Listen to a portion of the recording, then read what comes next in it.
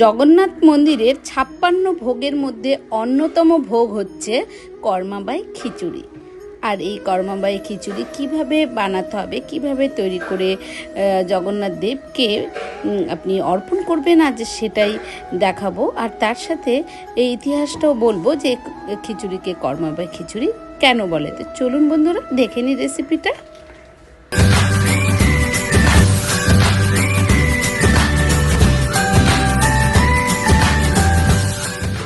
নমস্কার বন্ধুরা, আপনাদের সকলকে স্বাগত এস কুক অ্যান্ড ফুড চ্যানেলে। আজকে জগন্নাথ দেবের অন্যতম প্রসাদ, অন্যতম ভোগ হচ্ছে কর্মাবাই খিচুড়ির রেসিপিতে। আমি এখানে মেপে 3 কাপ চাল এবং 2 কাপ ডাল নিলাম। সোনামুগ ডাল, মানে আমার মুগ ডালটা একটু বড় সাইজের, আপনাদের ডালটা যদি একটু ছোট হয় তাহলে ডালটা একটু কমিয়ে বা বাড়িয়ে নিতে পারেন। বন্ধুরা, যেহেতু ভোগের খিচুড়ি বা জগন্নাথ দেবকে অর্পণ করা হবে, তাই খুব ভালো করে কিন্তু পরিষ্কার করে ধুয়ে নিতে হবে, যাতে কোনো রকম কোনো নোংরা না থাকে। তো আমি ডালটা এবং চালটা খুব ভালো করে জল দিয়ে ধুয়ে নেব। এরপর কিছুটা জল দিয়ে কিছুক্ষণের জন্য ভিজিয়ে রাখবো। ভগবান কৃষ্ণের প্রবল উপাসক কর্মাবাই জগন্নাথ পুরীতে থাকতেন এবং ছোটবেলা থেকেই পুত্র রূপে তিনি ভগবান জগন্নাথের পুজো করতেন। একদিন কর্মাবাই ঠাকুরকে ফল ও বাদামের পরিবর্তে নিজের হাতে কিছু বানিয়ে খাওয়াতে চাইলেন। তিনি জগন্নাথ প্রভুকে তার ইচ্ছের কথা জানান। প্রভু স্বপ্নে বললেন, মা, যা কিছু বানিয়েছো আমাকে খাওয়াও, আমার খুব খিদে পেয়েছে। এইখানে আমি একটা পাত্রে জল বসিয়েছিলাম, গরম জল, এবং তার মধ্যে আমি এখানে চাল ডাল দুটোই একসাথে দিয়ে দিলাম। কর্মাবাই খিচুড়ির বিশেষত্ব কিছু আছে, যেগুলো কিন্তু মেনে চললে আপনার সত্যি মনে হবে যে ভোগের খিচুড়ি আমি খাচ্ছি। এইখানে একটু বলে থাকি, জগন্নাথ পুরীতে আপনারা অনেকেই হয়তো জানেন যে এই খিচুড়ি বা জগন্নাথ পুরীর যে ভোগ রান্না করা হয় সেটা কিন্তু মাটির পাত্রে হয়, আর একটার পর একটা হাঁড়ি চাপিয়ে হয়। এখানে আমি 5 মিনিটের জন্য ঢেকে রেখেছিলাম। 5 মিনিট ঢাকনাটা খুলে এর মধ্যে আমি এবার কিছু জিনিস দেব। বন্ধুরা, এই খিচুড়ি কিন্তু এর বিশেষত্ব এটাই যে এই খিচুড়ি এক পাকেই কিন্তু রান্না হবে। আমি দিলাম এখানে পরিমাণ মতো নুন ও হলুদ।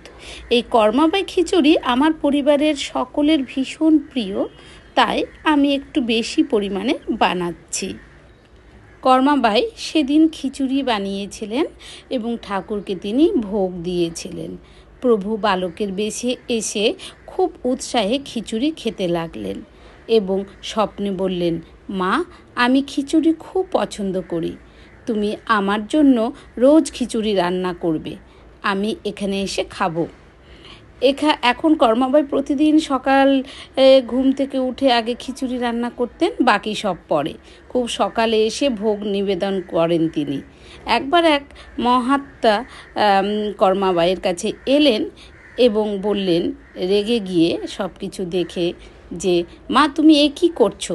প্রথমে স্নান করো, তারপর রান্নাঘর পরিষ্কার করে শুদ্ধ বস্ত্রে তুমি ঠাকুরের জন্য খিচুড়ি রান্না করো।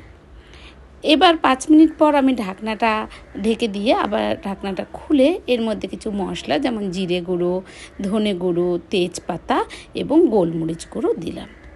বন্ধুরা, জগন্নাথ দেবের মন্দিরের পুজোর খিচুড়িতে কিন্তু কোনোভাবে কোনো লঙ্কা ব্যবহার হয় না, কাঁচা লঙ্কাও নয়, শুকনো লঙ্কাও নয়। তো মহাত্মা কর্মাবাইকে বোঝাতে লাগলেন এবং স্নানের পরে যেন পরিষ্কার পরিচ্ছন্ন হয়েই রান্না করেন, ঈশ্বরের জন্য ভোগ রান্না করেন, সেটা বোঝালেন। যেমন কথা তেমন কর্মাবাই করতে লাগলেন। পরের দিন থেকে তিনি শুদ্ধ বস্ত্রে স্নান করে রান্নাঘর পরিষ্কার করে তারপরে ভোগ অর্পণ করলেন বা ভোগ রান্না করতে শুরু করলেন। এরপর তো ভগবান তাড়াতাড়ি করে এসেছেন, যে প্রচুর খিদে পেয়েছে, এসে দেখছে কর্মাবাই তাকে খেতে দিচ্ছে না, অনেক দেরি করছে। এরপরে আমি এখানে 1 চামচ দিলাম আদা বাটা, তারপর কিছুক্ষণ অপেক্ষা করার পর কর্মাবাই যখন তাকে খাবার পরিবেশন করলেন, ভোগ অর্পণ করলেন, তখন জগন্নাথ দেব সেই ভোগ তাড়াতাড়ি করে কোনো রকম খেয়ে, জল না খেয়েই চলে গেলেন আবার মন্দিরে। এই দেখে মন্দিরের পুরোহিত মন্দিরের দরজা খুলতেই দেখলেন ভগবানের মুখে খিচুড়ি লেগে আছে। পুরোহিত তো অবাক হয়ে গেলেন এবং বললেন, প্রভু, এই খিচুড়ি তোমার মুখে কেমন করে এলো? এই কর্মাবাই খিচুড়ির মূল এই দুটো জিনিস, যেটা হচ্ছে নারকেল এবং এখানে আমি দেব গুড়। এই নারকেল কোড়া আর গুড় ছাড়া কিন্তু কর্মাবাই খিচুড়ি একদম অসম্পূর্ণ। স্বপ্নে একদিন পুরোহিতকে জগন্নাথ প্রভু বললেন যে এই খিচুড়ি আমি কর্মাবাইয়ের বাড়ি থেকে খেয়ে আসি। কর্মাবাই আমার জন্য প্রতিদিন সকালে খিচুড়ি রান্না করেন, আমার ভীষণ খিদে পায় আর আমি সেই খিচুড়ি খাই। কিন্তু ওই সন্ন্যাসী মাকে কি বুঝিয়েছেন যে আজকে এত দেরি করে রান্না করেছে আমার জন্য। আপনি গিয়ে সন্ন্যাসীকে বলুন যে মাকে যেন বোঝায় যে না, কোনো শুদ্ধ বস্ত্র বা কোনো কিছু লাগবে না।